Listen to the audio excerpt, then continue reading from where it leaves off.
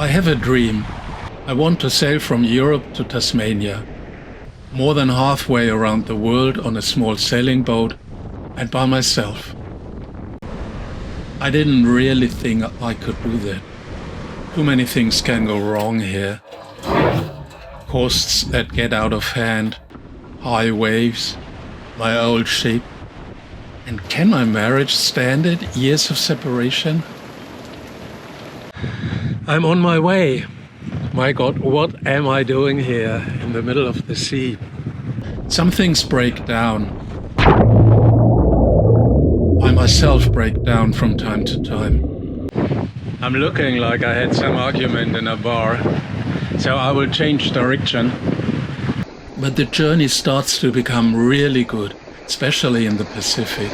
And now my sailing trip has quite changed, because there is no easy way back to Europe. There I see things I've never seen before in my life.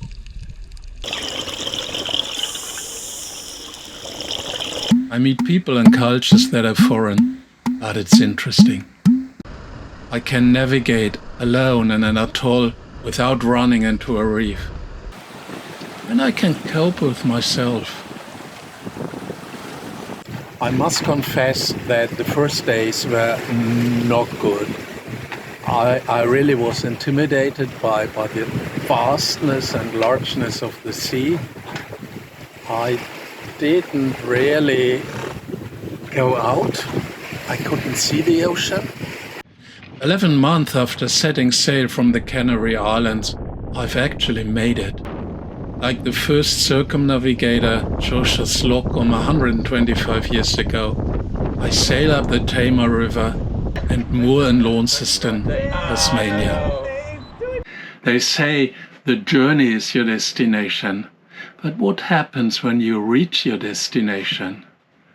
This video is about reaching the destination of my journey, Tasmania, and then about life afterwards. Because of course I want to go sailing. My plan is to go to Tonga, but I end up at Sydney. Not entirely by choice.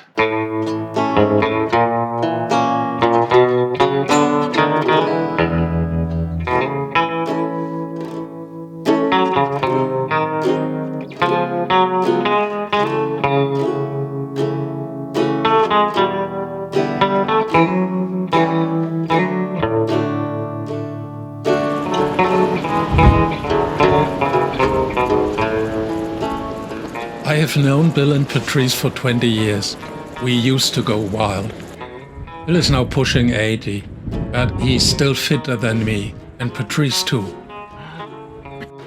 Month at sea is an incredible drain on your fitness and muscles. It takes me weeks to get fit again, and months to regain my flexibility. The yoga loft in Launceston is my salvation.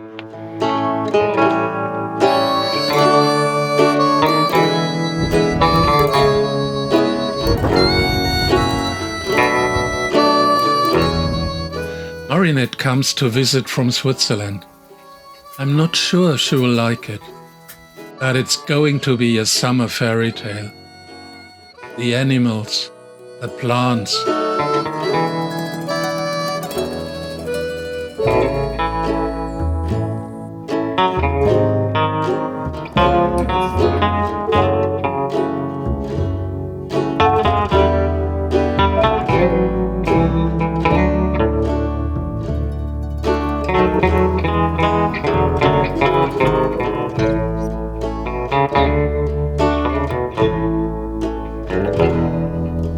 Marinette has this eye for the small, tiny things.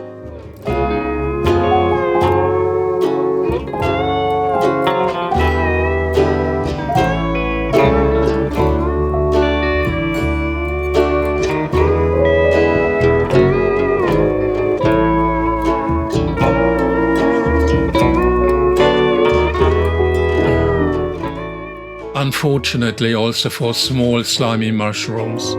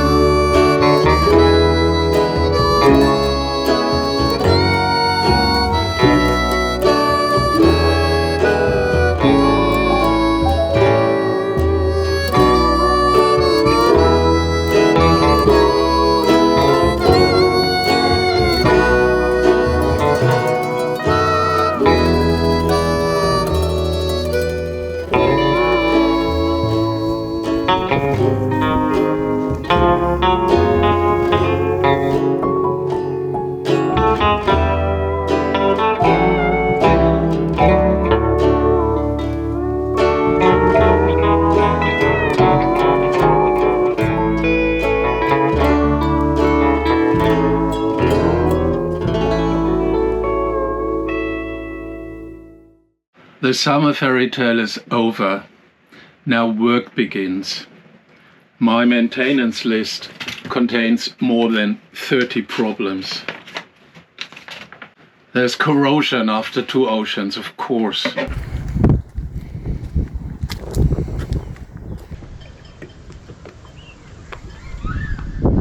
The mainsail is a saggy bag and can no longer be reefed. Steve Walker shows me a new one. My first new sail after 60,000 kilometers. The vane of the wind steering system is coming apart. 2 new covers arrive from Canada. I change money in Tongan dollars. I register at customs in Tonga. I check out with Border Force in Australia. Bill and Patrice spoil me with all their might. But now it's time to say goodbye. And with the high tide running out at 3 in the morning, I sail down the Tamar River towards the sea.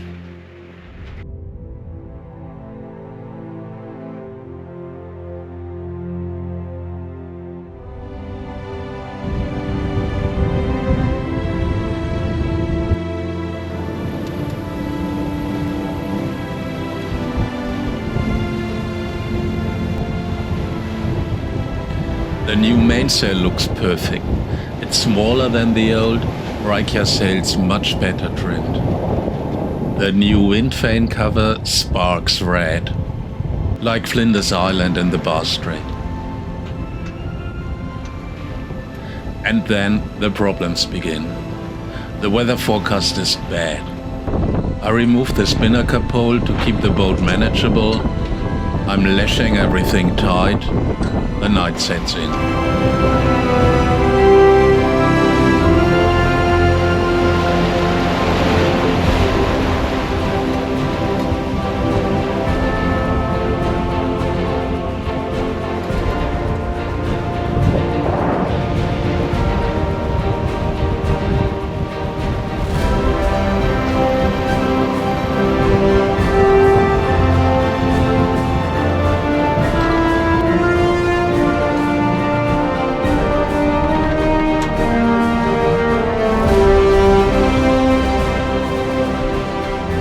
Every hour there's more wind. The weather forecast gets worse. They talk about gale force winds up to 45 knots, waves 4 to 5 meters. So that's where I'm going into. I hoped I could have gone around the low pressure system, but it changed its course and now it's heading near to me. It would be so easy to go to the mainland and find a sheltered bay, but I've checked out of Australia and there would be a lot of problems if I would get into it again. And one option is just to go with the wind with very small sails, and that's what I'm doing at the moment, and I hope I can keep that on. But if it becomes unbearable, then I need to stop the boat under sails and lay it in a right angle towards the wind. And last option is to bring out a Jordan drogue anchor. There would need to be a real emergency. It's quite complicated. I hope I don't need to do that.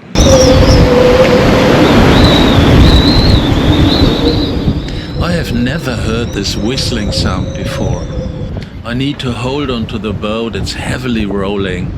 You better sit than stand. A very ugly noise.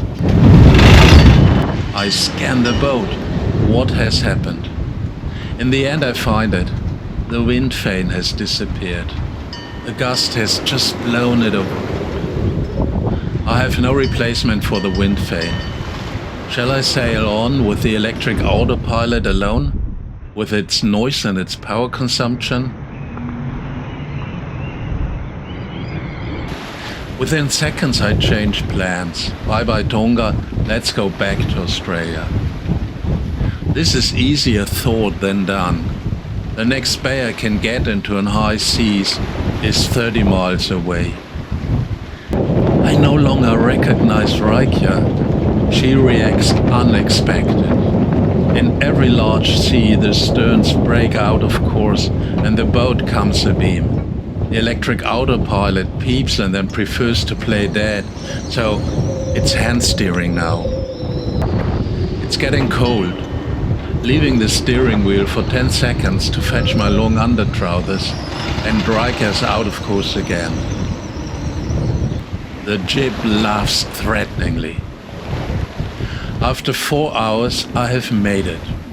The jib is still in one piece, surprisingly. The spray hood window has got a hole, my flashlight disappeared, and I fall into the bunk, deadly tired. For 2 days I sit out the gale in Jervis Bay. The Australian Border Force is very cooperative, and I'm surprisingly easy back to Australia. So it's Sydney instead of Tonga, waiting for 2 new wind vanes from Canada, anchoring in the heart of the city. My journey has changed now. Once the wind vane will arrive, it's too late to leave for Tonga. So I need a new plan for my journey here in the Pacific Ocean this winter. But there are worse places in the world to wait for a wind vane than Sydney.